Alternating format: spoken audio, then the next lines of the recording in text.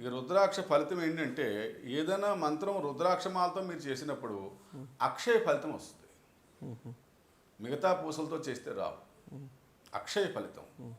అలాగే మీరు స్ఫటికం, కాశ్మీర స్ఫటిక, స్ఫటికం అంటే అది మీరు స్ఫటికం కలిపేలా కొడితే నిప్పురవ్వలు రాలుతాయి కింద. ఒరిజినల్ స్ఫటికం అయితే అది మెరుస్తుంటుంది. అది మీరు స్ఫటికం రాపాడించారనుకోండి మీకు నిప్పు పుడుతుంది. అది కాశ్మీర్ స్ఫటిక. ఇది అగణిత ఫలితం, గణించలేము ఫలితాన్ని.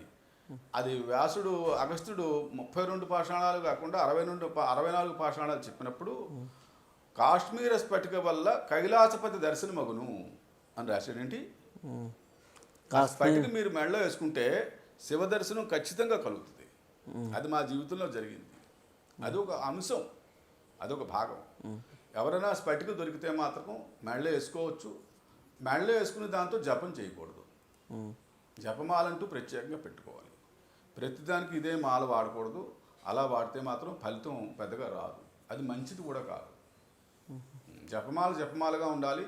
మెడలో ధరించి మాలగా ఉండాలి. మన దగ్గర అవైలబుల్లో ఉన్నాయి కాశ్మీర్ స్ఫటిక దొరుకుతుంది. స్ఫటిక తెప్పించవచ్చు.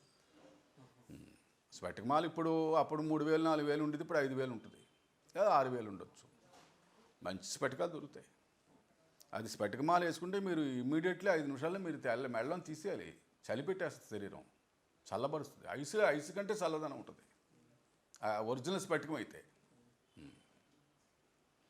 అందులో రుద్రాక్షలో మేము చూసింది అన్ని ముఖాలు మంచిదే. 3 ముఖాలు రుద్రాక్ష పెట్టుకుంటే మాత్రం అది నాశనం అయిపోతుంది ఆ ఇల్లు. అది మేము చూసాం. ఎందుకని? మేమేమో తేడా అది. 3 ముఖాలు రుద్రాక్ష వాడద్దని చెప్పాలి. 3 ముఖాల వల్ల మేము చూసింది ఏంటంటే కొంతమంది దెబ్బయ్యారు. ఏ రుద్రాక్ష వల్ల తేడా ఫలితం రాలేదు.